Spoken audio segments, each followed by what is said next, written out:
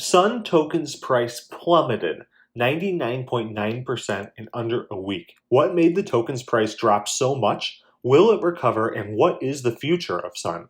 Welcome back to Crypto Trends, where we cover the latest crypto news to make you more money. If you want to stay up to date on the latest crypto news, subscribe to the channel where we are constantly making new videos. Alright, so Sun's price dramatically dropped this week from $27 to 2 cents. Wow. And when I first saw this on CoinMarketCap, I immediately thought, wow, was there an exploit?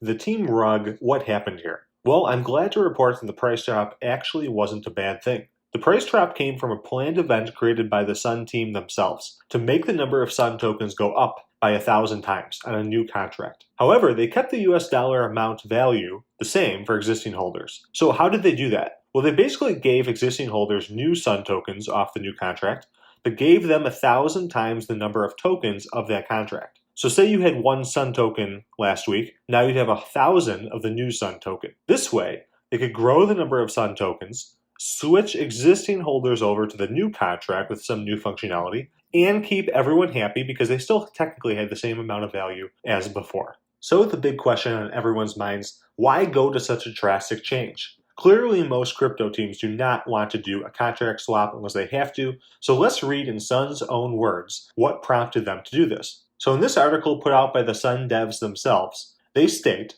the Sun Redenomination Plan aims to lower the entry barrier of Sun tokens and facilitate the growth of the Sun ecosystem. After the redenomination, the new Sun token, as a multifunctional governance token on the Sun platform, similar to the CRV token and the Curve DAO and the EPS token of Ellipsis, will grant token holders various rights and benefits, such as the voting and governance right in the community, value capture, staking rewards, etc. Okay, so that's really the reason why they did these things. And let's go through each one. Okay, the redenomination plans aims to lower the entry barrier of holding Sun tokens and facilitate the growth. So they're saying that by having way more tokens, basically, it allows more people to enter is essentially what they're going after as the benefit. And the second one, the new Sun token, they basically just added a bunch of governance functionality to it, and it's in the new contract and it was not in the old contract. And so they want to have all these things that basically make the Sun token more valuable to holders for using Sun Swap. And that was not part of the existing contract. So they increased the supply of them to make it easier, in their own words,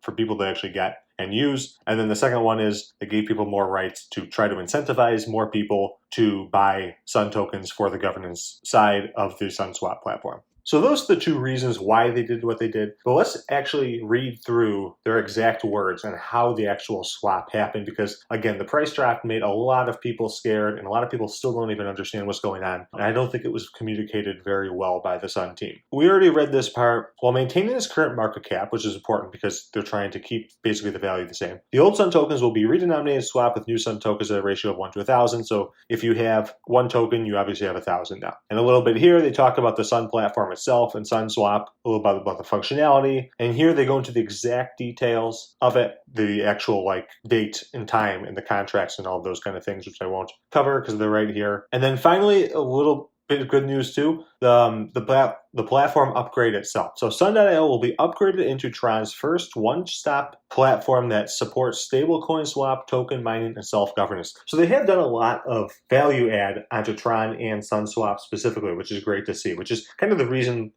of why they're actually doing what they're doing here. And lastly, let's talk about how you can actually get the Sun token. So on exchanges, it looks like actually a lot of the exchanges, when I was going through them, they actually do the redenomination for you. So on Binance, I think the other one was KuCoin. If you hold those on there, they will do it, the redenomination for you. And then lastly, for people who have it on a DEX, you're going to have to do the swap itself, which you can actually do directly from the SunSwap page. So if you use PancakeSwap or Uniswap, you're well aware of how to actually swap these tokens. You can actually take your old Sun tokens and then swap them for the new Sun tokens right on SunSwap itself. And they give a little details here for Trust Wallet specifically, and you can take a look at that. And they have a little more notes down here, but that's basically the gist of this article from SunSwap.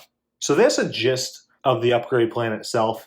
Do I think it's a good thing? Well, I think it was necessary after reading this for the actual SunSwap platform and the rest of Tron to work. I think it could have been communicated better across all their social platforms.